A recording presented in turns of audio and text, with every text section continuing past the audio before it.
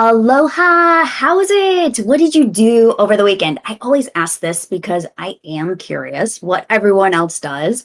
For those of you who don't know me, we are 97% done or thereabouts with our van conversion, and we've taken it on some adventures. So over the weekend, we did like Parley for the Oceans, which was a really cool event about protecting the ocean here on Oahu.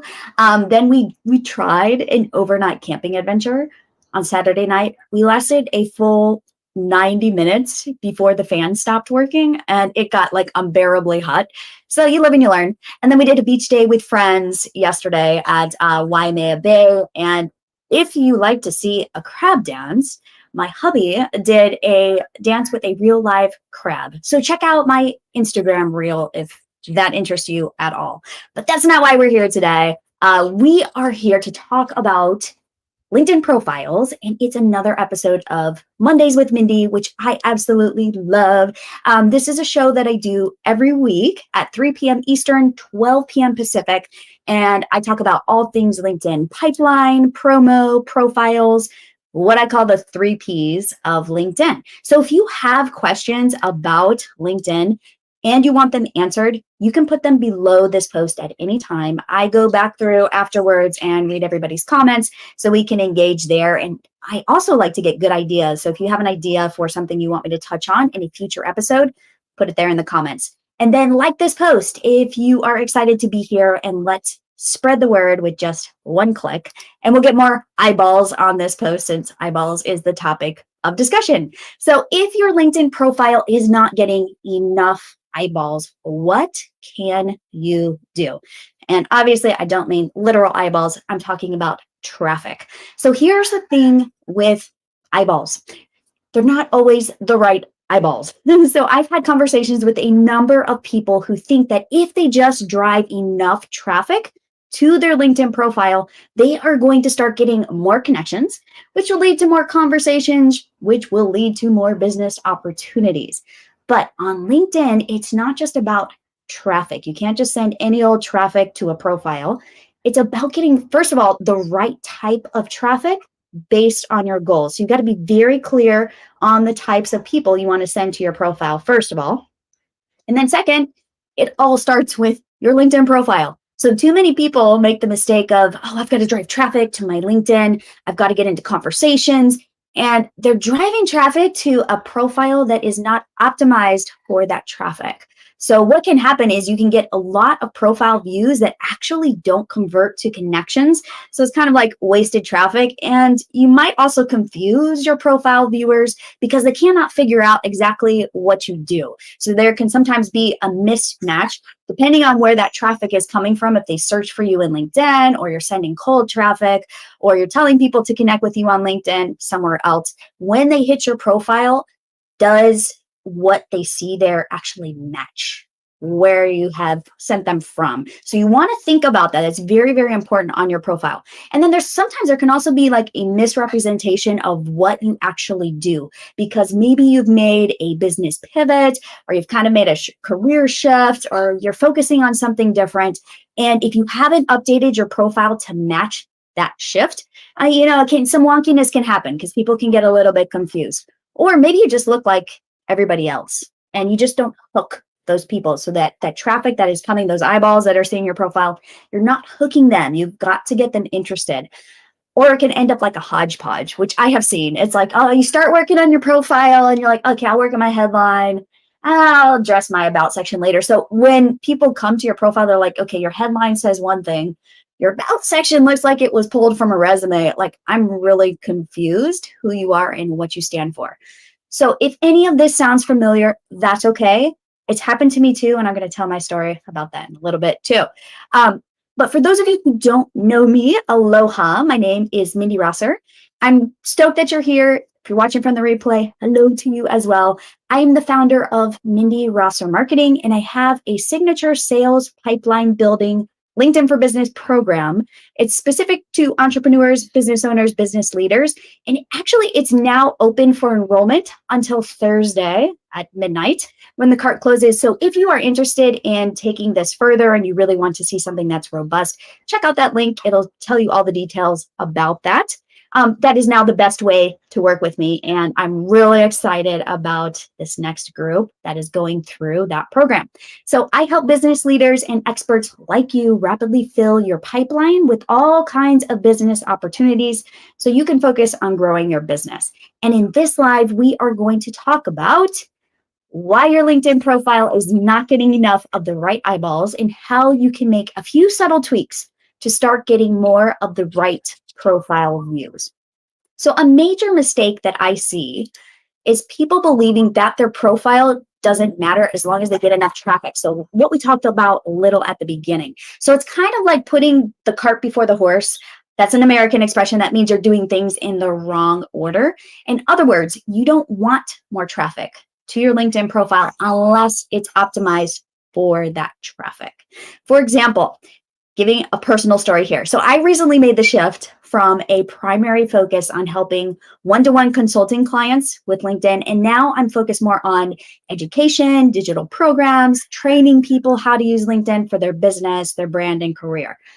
Problem was, my headline was still the same. So I wondered, I had a moment, I was like, why are all these people asking me to do a discovery call to work with them as a consultant? I then realized, Mindi, it had been some months since I had updated my own profile headline. So I made some subtle changes to that headline. In the conversations, it was interesting to see how the conversations in my LinkedIn DMs and messages actually began to shift. So people in my cold audience, so those who didn't already know me, began saying things like, yeah, I know you have all these LinkedIn courses and programs. Can you help me? When's the next program available? So that positioning, that subtle tweak to just my headline made all the difference in the conversations that I was able to have, the types of people I am serving, and the best way to work with me now. But I had to make that clear for people. So it's not one-to-one consulting so much as it is working with me inside a pretty kick-ass course or LinkedIn bootcamp with support from me. So making that distinction very clear in people's minds. So can you see how a change to your headline can make that difference? It's that first impression, especially with people who don't know you. And those who do know you, when they see that shift in your headline, they're going to say, oh, that's what you're doing now. So you are clarifying that for them as well. So I believe you should focus on your LinkedIn profile before you do anything else on LinkedIn. So before you start pitching, messaging, connecting, commenting, be sure that you are crystal clear on your positioning of yourself on LinkedIn. It's critical. You want to do this as soon as possible. This applies to those of you with 9-to-5 jobs, if you have side hustles, if you're job seeking.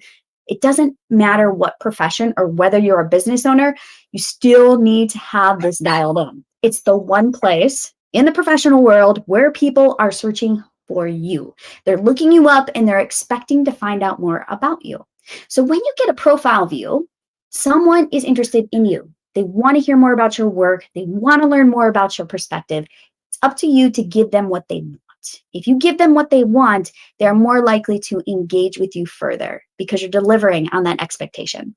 So what you want to do is you want to help them to learn more about what you do, how you can help them, some projects that you've worked on, and all that makes you unique. So you start with your profile. Don't drive traffic until you're ready. And the bonus to all of this optimization and this upfront work on your LinkedIn profile is that you will actually notice a spike in your inbound traffic without ever posting or intentionally driving targeted traffic, because LinkedIn's search engine will start working in your favor. When you have the right keywords there, the right phrases, LinkedIn says, okay, yeah, I'll pop you to the top of that search. So who's ready to optimize their profile to start getting more traffic or eyeballs? Okay, I'm ready. If you want to know where to find, this is a question I get asked. How do you know how much traffic is coming to your profile? I am actually going to share my screen here so you can see where that is. And you can see my profile. So you can see there, right under where it says your dashboard. So go straight to your profile, look under there, that 578. That's how many people have viewed my profile. So that's the number that we are talking about today, increasing that number by optimizing your profile. So start watching that number. I like to look at mine on a weekly basis. Some people like to look at it daily, especially if you're making a lot of tweaks, but it's really up to you what works. But that's where you track it. It's an easy way to find it. Okay. So I think the best way to go about fixing your profile is to see an example of how someone else would optimize their profile for more of the right traffic. So I am so grateful to the one and only John Dalgarno. He raised his hand and said we can use his profile for this today. So I am actually going to share my screen with his profile on it, and we are going to optimize his profile. I find that it makes it a lot easier when we look at somebody else's because you can start seeing, oh, okay, so if that works for his profile, maybe that would work for mine. So hopefully you'll get some ideas about how to improve your own profile from looking at John's. So what I'm going to do is I'm actually going to start at the top and kind of work our way down. I know a little bit about John's target audience, so I've done a little bit of homework on his profile. But basically what I would do first is I see this image that's right at the top that does speak to his target audience because it ties him to the company, which is Tom Dalgarno Creative Video. So I feel like that is good. It could be a little bit more in focus so we could see exactly what it is, but I kind of get the idea. I think with his profile photo, what I would do is I would zoom it in just a little bit and just kind of move it to the side because it does look a little bit off center. That actually will make his profile pop a little bit more. So that's something to think about is like, what are people going to see right at the top? If you pay attention to this top area, if that's all you do today is really dial in this top area on your profile and figure out some ways to do that, you will start seeing an increased interest in your profile and people will start clicking over. Then most importantly, I would focus on this headline. So this is the most important thing. If you have heard me talk about LinkedIn profiles in the past, you may remember this. If not, here's a refresher. The formula that I like to use for LinkedIn profiles is, first of all, who you are. Second, whom you help. Third, how you help them. And fourth, the results that you generate. So right here, I want to make sure all of that is in his profile. Because if it's not, we are not speaking to the target audience that he's trying to attract. So I think we could probably get a little bit more specific here with industry, with the types of companies that he wants to work with. I feel like that could be touched on a bit more here. I think the ideas enabler is interesting, but is it specific enough? When you read that, so if you're reading that ideas enabler, what does that mean to you? So some of you, maybe that's like, oh yeah, I know exactly what that means. I think to the most of us, that can be a little bit unclear. So I think clarifying the who you are here could be very powerful. How you help, I can see that here. That is producing video communications that engage and resonate with an audience. The results that you generate, I think, if we focused a little bit more on the results. So what actually happens as a result of producing these video communications? Like, how is it different than just, oh yeah, I made a video? I think people want to see that here. And if John can deliver on that here, he's going to pull in more eyeballs and more attention as well. And then you want to think about the keywords. I would tell him to, consider some more keywords that might be searched for on LinkedIn, because that can be very powerful here. Okay, so there we are with the headline. So look at your own headline after this and start thinking, okay, how do I apply this formula to my own headline? What makes sense here? The next thing I would think about is what is showing up here. Some people have very robust credentials. It just depends on who you are and how prominent you want this to be. You can actually hide these if you don't want to draw attention away from your headline. So that can be an interesting way to kind of play with the top section and keep people's focus and attention on your headline and that image and your face. Okay, so moving down his profile, the next thing we would talk about and want to optimize is the about section. So you can see how he leads with the question here, which I actually like because it gets you thinking, okay, what is the purpose of video? Do you want to get more attention? Do you want to be different? What do you want to achieve?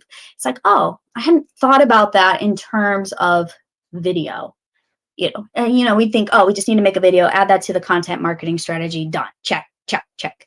So I think here, John is really trying to get us to think more deeply about video and how it impacts us and how it impacts our business.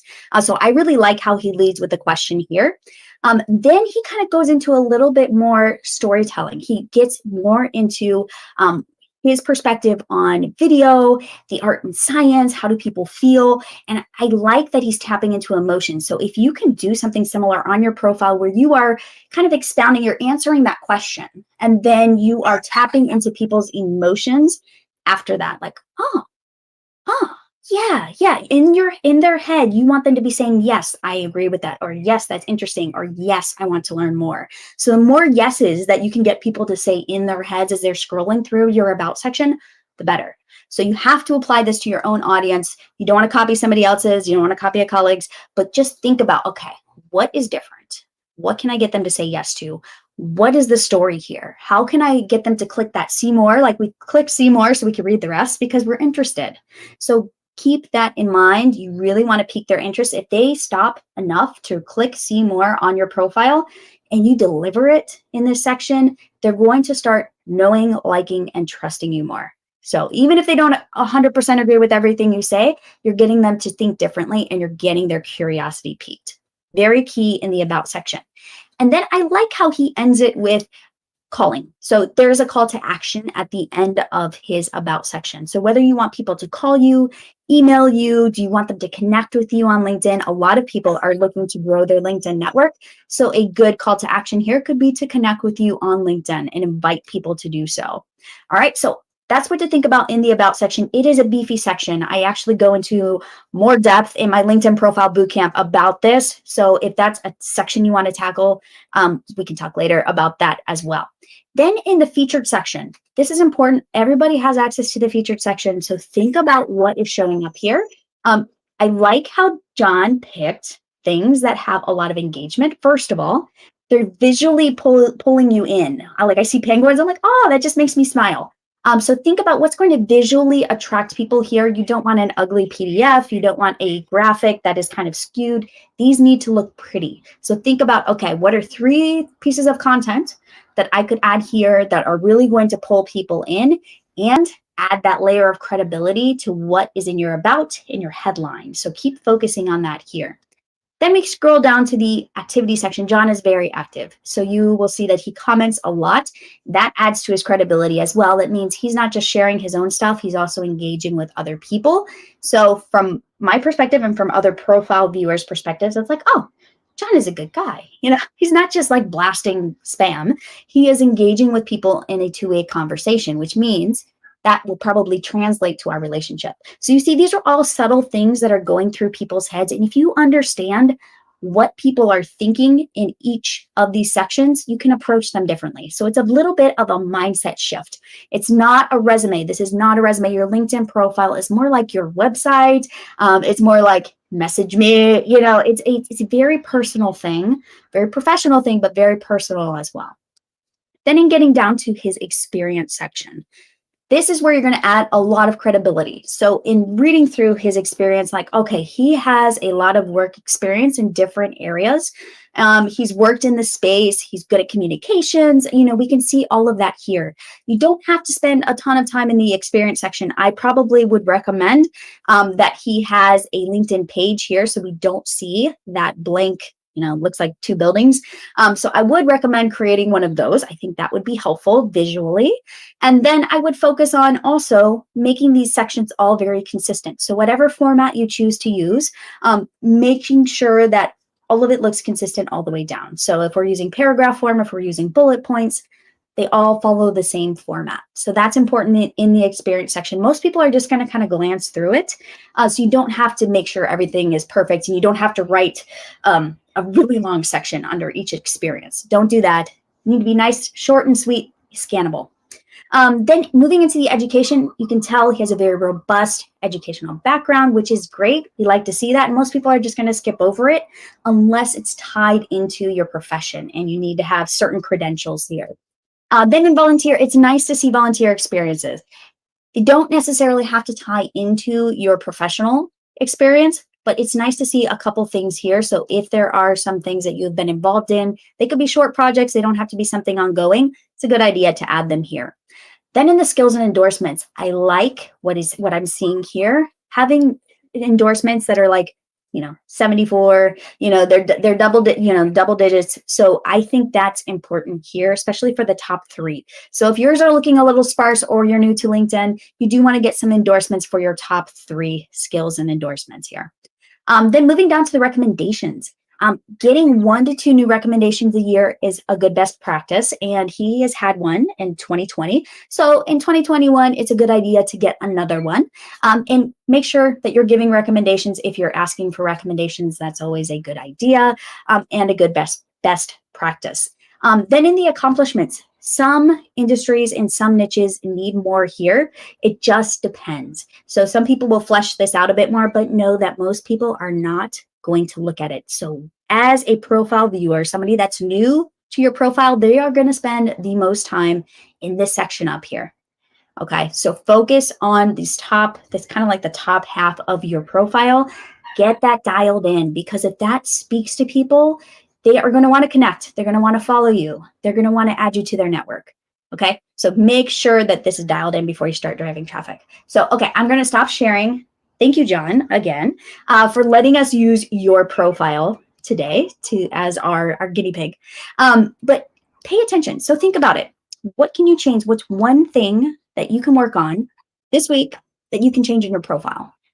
Is there something that you saw today that you said, oh, you know what? I could optimize that one thing. Maybe it's going to be playing with your headline. Maybe it's adding a header image. Maybe it is looking at your experiences. So let me know. I would love to know if you feel up for sharing. Message me, put a comment below, and say, I'm going to look at this section, because I'd love to know, and I'd love to look at your section once you've made some edits too. So for those of you who are interested in learning more about how to optimize your profile, I would love to help you get your profile dialed in. And I'm actually doing LinkedIn profile reviews this week. So if you are curious, like, can you just look at my profile and tell me a few things that I could fix? Check out this link here, mindyrosser.com/review. And I'm doing free LinkedIn profile reviews. So hop over there. And if you want a personalized review, just pop in your information. And I will get it over to you within the next 48 to 72 hours. So you will have some ideas of what you can tweak on your profile. So I hope that was helpful for today. And I could talk all day about LinkedIn profiles, but I will see you next week on Mondays with Mindi. And we are going to actually be talking about how to get into conversations on LinkedIn. So come to that, especially if you were thinking, okay, once I get my profile dialed in, what's next? Like, how do I actually start communicating with my connections in a way that feels authentic, it doesn't feel spammy, and in a way that's actually a little bit fun. So you might start liking your LinkedIn messages a little bit more. So if you have questions, comments, leave them below. Shoot me a DM, shoot me an email. My email is mindy@mindyrosser.com. So anytime if you have LinkedIn questions, you can reach out or suggest another topic. And thank you so much for showing up today, and I will see you soon. Bye for now.